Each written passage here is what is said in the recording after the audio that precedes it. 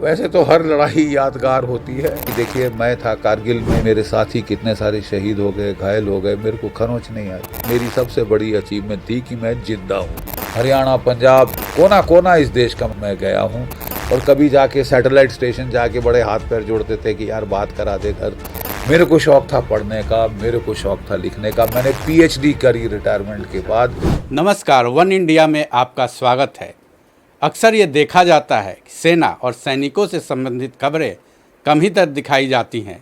जितनी भी खबरें आती हैं उनमें गहराई तक जाने की शायद ज़रूरत नहीं समझी जाती है। वन इंडिया ने इस ज़रूरत को महसूस किया, इस कमी को भी महसूस किया और आपके सामने सैनिकों से जुड़ी शौर्य गाथा लेकर आया है। तो चलिए इसकी शुरुआत करते हैं retired major general GD Bakshi से। नमस्कार सर। नमस्कार। वन इंडिया में आपका स्वागत है। सर, सबसे शुरुआत करते हैं कि आप सेना में जाने की आपने कैसे सोची? देखिए साहब, जब मैं छोटा था तो मैं बहुत सारी कमांडो कॉमिक्स पढ़ा करता था। 50-50 पैसे की वो आती थी, हम लोग लेते थे और आपस में एक्सचेंज करते थे। World War I, World War II की कहानियाँ। खैर, इनसे मेरा मन धीरे धीरे सेना की तरफ जाने लगा। लेकिन साहब, जो मेन डिसाइडिंग फैक्टर था वो ये था कि मेरे जो बड़े भाई साहब थे, कैप्टन सृष्टि रमन बख्शी, वो बहुत टॉल हैंडसम क्रिकेटर थे और वो 11 J&K राइफल्स में बतौर वो भर्ती हुए और वो कैप्टन बने और 1965 के युद्ध में वो शहीद हो गए। M16 माइन के फटने से उनकी लाश के चीथड़े चीथड़े हो गए और मुझे बड़ा आक्रोश आया और मेरे मन में ये भावना आई कि मैं सेना में जाकर उनकी लाश की दुर्गति का बदला लूँ। तो सीधे लफ्ज़ों में ये मेरी मोटिवेशन थी भारतीय सेना में आने की। 65 सितंबर 1965 में वो शहीद हुए और उसी साल आखिर में मैंने अपनी NDA का रिटन एग्ज़ाम दिया और अगले साल 66 में जाकर मैंने मैसूर में अपनी SSB दी। और किसी को उम्मीद नहीं थी घर में कि मैं पास हो जाऊंगा, और क्योंकि मैं केवल पढ़ाकू था, बहुत पढ़ने लिखने का शौक़ था, लोनर था, कोई मतलब बड़े भाई जैसा एक्सट्रोवर्ट, स्मार्ट, आउटगोइंग नहीं था। तो लोगों को उम्मीद नहीं थी कि मैं पास होऊंगा। लेकिन जब रिज़ल्ट आए तो लोगों को बड़ी हैरत हुई। मैं ऑल इंडिया मेरिट लिस्ट में नंबर 2 था। NDA की ऑल इंडिया मेरिट लिस्ट में मैं नंबर 2 पे आया था। और फिर इस करके पिताजी थोड़ा सा मेल्ट हुए, उन्होंने मुझे जाने दिया फ़ौज के अंदर काफ़ी रोने धोने के बाद घर में। लेकिन 41 साल मैंने फ़ौज में लगाए हैं। 3 साल ट्रेनिंग की NDA में, 1 साल IMA में और 37 साल एज एन ऑफिसर। मैंने तकरीबन हर लड़ाई का मैदान देखा है, हर मैदान जंग देखा है। और मैं बड़े फ़ख्र के साथ कह सकता हूँ कि हमारा वो बैच है जो लड़ाई के 1 महीना पहले नवंबर में कमीशन हुआ था। सर, और लड़ाई पे आएंगे, पहले एक और सवाल मन में आ रहा है कि जब आपने ज्वाइन किया NDA, उसके बाद उस समय आप की शादी नहीं हुई होगी डेफिनेटली। तो उस समय शादी से पहले और शादी के बाद क्या एक फ़ौजी की लाइफ में क्या अंतर आता है, ये थोड़ा सा बताइए। नहीं, अंतर तो बहुत आता है। देखिए कि मैं जब मैं गया NDA तो 16.5 साल की उम्र थी। जब मुझे कमीशन मिली तो 21 वर्ष की आयु थी। मात्र 21 वर्ष की आयु पे मैं सेना में सेकंड लेफ्टिनेंट बन गया था और तब से ले के मैं लड़ता ही लड़ता रहा हूँ। शादी मेरी जाके हुई जब मैं कैप्टन बना और 1978 में मेरी शादी हुई थी। और शादी के बाद आपकी जिम्मेवारियां बढ़ जाती हैं आपके ऊपर। बहुत, ना केवल खुद की जिम्मेवारी बट अब एक फैमिली की भी जिम्मेवारी होती है। और वज़न तो बढ़ता ही है, बढ़ता है। लेकिन ज़्यादातर अब मेरी ज़िंदगी में हम लोग अलग ही रहे। मैं फील्ड एरियाज़ में रहा और मेरी श्रीमती जी बच्चों के साथ अकेले, उनको सेपरेटेड फैमिली। कैसे मैनेज करते थे? अब मैनेज तो साहब करना पड़ता है। फ़ौज के बहुत सारे सपोर्ट सिस्टम हैं। सेपरेटेड फैमिली क्वार्टर्स हैं जहां आपकी फैमिली रह के बच्चों की पढ़ाई पीस स्टेशन में हो सकती है, जबकि आप लद्दाख में बैठे, कारगिल में बैठे, अरुणाचल में बैठे, सिक्किम में बैठे, पहाड़ों पे चढ़े हैं। तो और मेरी देखिए कुछ कुछ किस्मत ऐसी थी कि साहब पहले मैं 71 के युद्ध में गया, उसके बाद मैं पंजाब में काउंटर टेररिस्ट ऑपरेशन लड़ा, फिर मैं कारगिल में लड़ा, उसके पश्चात मैं किश्तवाड़ में काउंटर टेररिस्ट ऑपरेशन लड़ा एज अ ब्रिगेडियर, और फिर as a major general Rajouri और पुंछ के संगीन डिस्ट्रिक्ट में मैं काउंटर टेररिस्ट ऑपरेशन लड़ा, जहां अभी 5 शहीद हुए हैं हमारे जवान। तो हर दौर मेरा यहाँ से गोली, वहाँ से गोली, वहाँ कोई मर रहा, यहाँ कोई मर रहा, ये सब था। तब मेरी बेचारी श्रीमती जी धर्मपत्नी वो अकेले दिल्ली के सेपरेटेड फैमिली क्वार्टर्स में रहती थीं, और उनको फ़िक्र तो बहुत थी, और वो और मेरी बिटिया बस पूजा पाठ करती रहती थी और उनके पूजा पाठ की बदौलत मैं इन सारे लड़ाई के मैदानों से बगैर खरोंच के आ गया। हालांकि मेरे दाएं वाले मारे गए, मेरे बाएं वाले मारे गए। सबसे यादगार कौन सी लड़ाई रही आपके रीजन में? वैसे तो हर लड़ाई यादगार होती है, लेकिन जो सबसे व्यक्तिगत तौर पे मेरे लिए जो सबसे सक्सेसफुल टेन्योर था वो था किश्तवाड़ में। वहाँ काउंटर टेररिस्ट ऑपरेशन चल रहे थे, बहुत सख्त इलाका है। मतलब अब आप देखिए वहाँ पे पहाड़ जो हैं वो तकरीबन 16, 17, 18 हज़ार फुट के हैं, घाटियाँ 6-7 हज़ार फुट की हैं, तो वो पार करके ऑपरेशन करना बड़ी सख्ताई थी वहाँ पे। लेकिन वहाँ जाके मार मार के मेरे जो 9th सेक्टर था, राष्ट्रीय राइफल्स मिस्टिक 9th बोलते थे, उन्होंने मार मार के कीर्तिमान स्थापित कर दिया टेररिस्ट मारने का। टेररिस्ट ने वहाँ पे क्या है कि पलटवार करने की कोशिश की बड़ी घिनौने तरीके से। उन्होंने जो वहाँ पे 60% जो है वो मुस्लिम आबादी थी और 40% हिंदू डोगरे। तो उन्होंने चुन चुन के हिंदू डोगरों को मारना शुरू किया दूर दराज के गांव में। जब तक खबर आती थी 12, 14, 18, 20 घंटे बीत गए होते थे, और बड़ी मुसीबत हुई। एक गांव में 5 मारे, दूसरे में 8 मारे, अगले हफ्ते तीसरे हफ्ते जाके 13 मार दिए गुलाबगढ़ के गांव में, और हिंदुओं का पलायन शुरू हो गया। डोगरा बहुत कम लोग जानते हैं, डोगरा हिंदुओं का वहाँ से हिमाचल की तरफ, जम्मू की तरफ पलायन शुरू हो गया। और फिर साहब मैंने कहा कि मैं हर गांव 11,500 वर्ग किलोमीटर का पहाड़ी इलाका मेरे पास था, 3,000 मेरे पास ट्रूप्स थे। तो मैं अगर 1 किलोमीटर में एक लड़का भी खड़ा करता तो 2/3 तो खाली रहता। तो ये गांव बचाओ तो वहाँ मारेंगे, वो गांव बचाओ तो वहाँ मारेंगे, हमको बस वो दौड़ाते रहते। तो मैंने कहा मैं बचाऊंगा नहीं, मैं आक्रामक हो जाऊंगा, मैं पलटवार करूंगा। मैं उस गांव में गया जहां उन्होंने मारे थे 13, और मैंने वहाँ से पूछा लोगों से कि किसने किया। तो काफ़ी पूछताछ के बाद, दबाव के बाद उन्होंने बताया अबू मुस्तफ़ा, अबू गुलाम, अबू उमेर, लश्कर तैयबा के इन्होंने मारा है, और ये 2 गाइड थे। तो मैंने उनके बोला अपने गांव के सारे जो मर्द हैं वो इकट्ठे करिए स्कूल में, और मैंने उनसे बात की कि देखिए ये जायज़ नहीं है, आपने औरतें, बच्चे और बूढ़े मारे, जो कि कुरान शरीफ में भी लिखा है कि जिहाद में औरतों की जान, बच्चों की जान, बूढ़ों की जान बख्श दी जाए। और फिर मैंने उनको बोला कि देखिए मेरा एक पैगाम है, अबू मुस्तफ़ा, अबू उमेर, अबू गुलाम के नाम, तुमने जहाँ भागना है भाग लो, हिंदुस्तान की फ़ौज हाथ धोकर तुम्हारे पीछे है।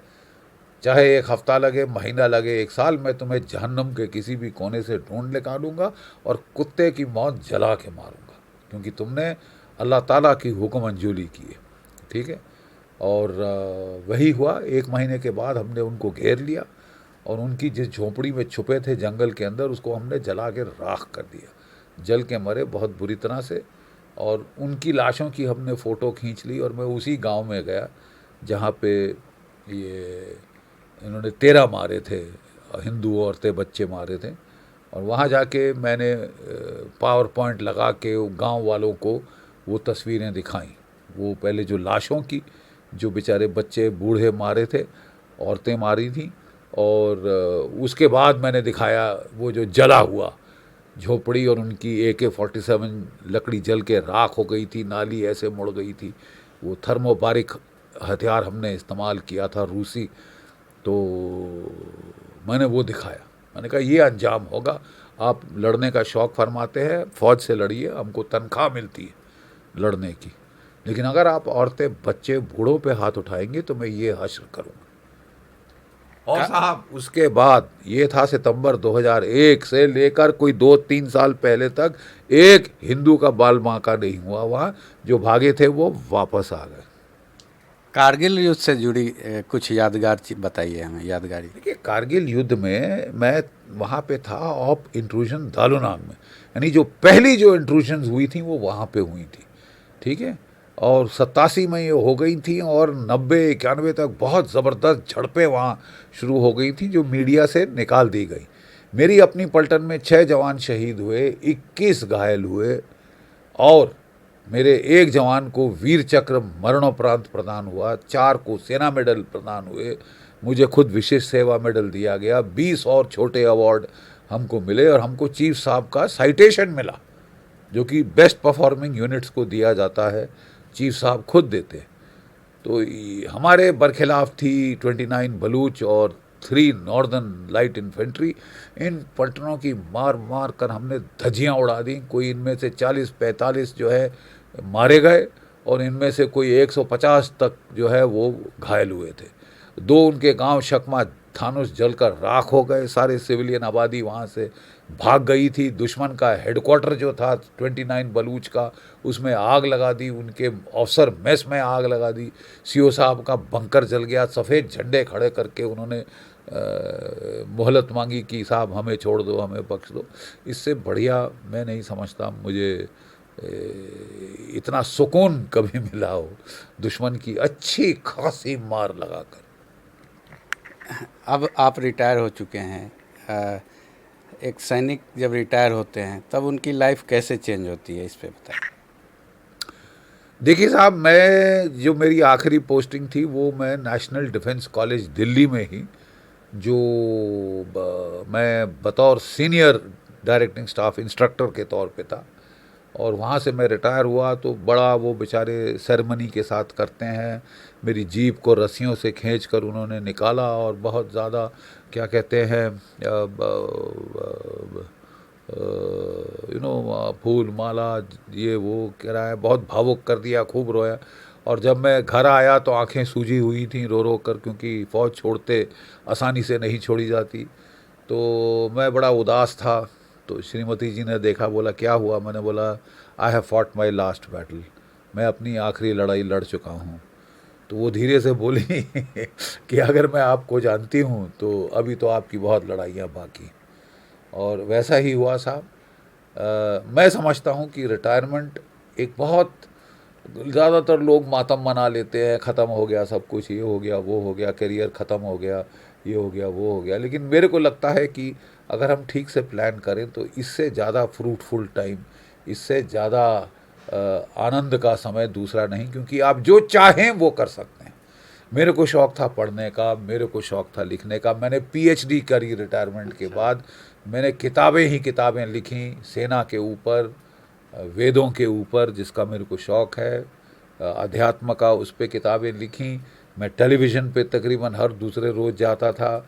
मैं जाके लेक्चर देता था स्कूलों कॉलेजों में, हमारी जो ट्रेनिंग एस्टेब्लिशमेंट्स में। कम्युनिकेशन का मुझे शौक़ था और मैंने पूरा किया है। और ख़ासतर मेरा पे बैक रहा है कि मैंने हमारे देश के बच्चों को देश प्रेम के बारे में, नेशनलिज्म के बारे में, पेट्रियाटिज़म के बारे में जा जा कर लेक्चर दिए। पूरे भारतवर्ष, कश्मीर से कन्याकुमारी तक, कन्याकुमारी से कामरूप तक, अरुणाचल प्रदेश तक मैं गया हूँ, गुजरात तक मैं गया हूँ, राजस्थान, एमपी, यूपी, हरियाणा, पंजाब, खैर कोना कोना इस देश का मैं गया हूँ बच्चों से बातचीत करते। और इससे ज़्यादा अच्छा समय मेरे लिए कोई दूसरा नहीं रहा। अभी परिवार के बारे में बात करते हैं। परिवार में कितने सदस्य हैं और अभी वो सब क्या कर रहे हैं? देखिए, मैं और श्रीमती जी हैं, मेरा एक बेटा और एक बेटी थी बाई द पोस्टर।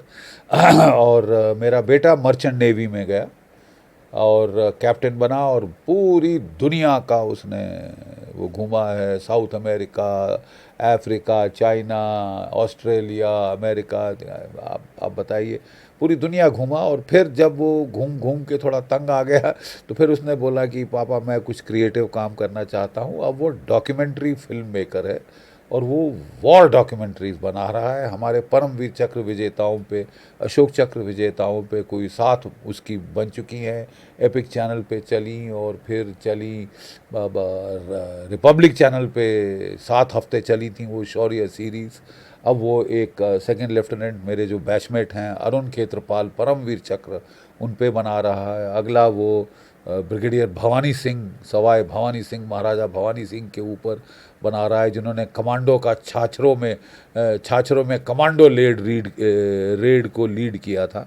तो मतलब इस तरह वो जो है देश में जो क्षात्र भाव फैलाने की कोशिश कर रहा है। मेरी बिटिया थी डॉक्टर पूर्णिमा बख्शी कंवर, उन्होंने अपनी पीएचडी करी हिस्ट्री ऑफ आर्ट में।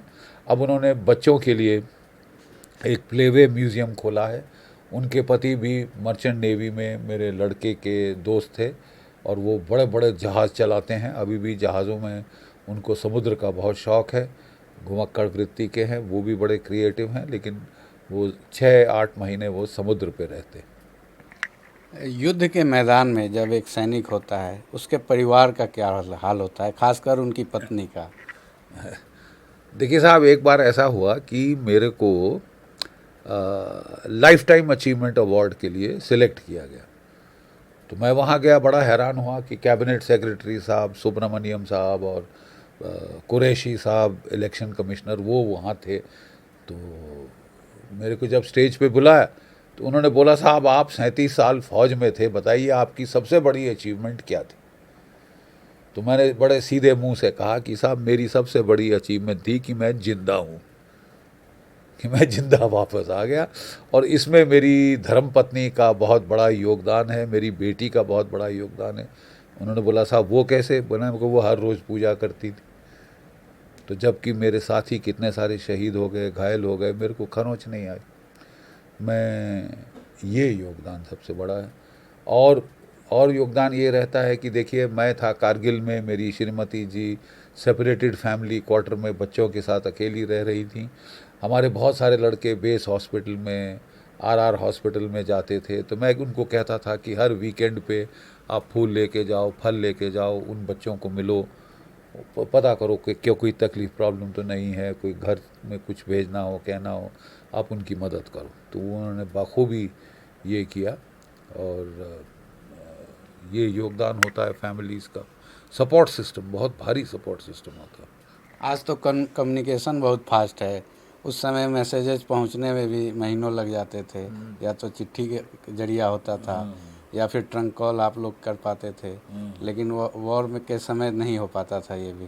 फिर क्या मनोस्थिति होती थी आपकी परिवार देखिए को? आप, अब वही बात है कि आप अपने आप को काम में इतना व्यस्त रखने की कोशिश करते थे कि ज़्यादा याद ना आए, घर की सताए नहीं। और ट्रंक कॉल हम फौजी सर्किट पे ट्रंक कॉल करते थे, सुबह बुक करते थे, रात के 2-3 बजे आती थी, उसके लिए भी हम जागे रहते थे। और कभी जाके सैटेलाइट स्टेशन जाके बड़े हाथ पैर जोड़ते थे कि यार बात करा दे घर, तो वो बेचारे लोकल जो थे वो बात करा देते थे। और चिट्ठियाँ होती थी, बस वही संपर्क था। चिट्ठियाँ सेंसर होती हैं तो आप ज़्यादा दुख दर्द की अपनी बात नहीं कुछ कह सकते, यस हाय हेलो पे ख़त्म हो जाता था। तो ये अब तो खैर आसान हो गया है, लेकिन एक किस्म से थोड़ा मुश्किल भी हो गया है। मोबाइल से कनेक्टिविटी तकरीबन हर जगह है और हर 2-2 मिनट के दुख दर्द जो हैं वो सैनिक को पहुंचते रहते हैं। तो मैं समझता हूं कि शायद हम ज़्यादा अच्छे थे इस लिहाज में। तो ये थे हमारे साथ retired major general GD Bakshi ji, जिन्होंने सेना में रहते हुए अपनी शौर्य गाथा हमसे बताई। आपको कैसा लगा ये एक कमेंट में आप ज़रूर भेजें।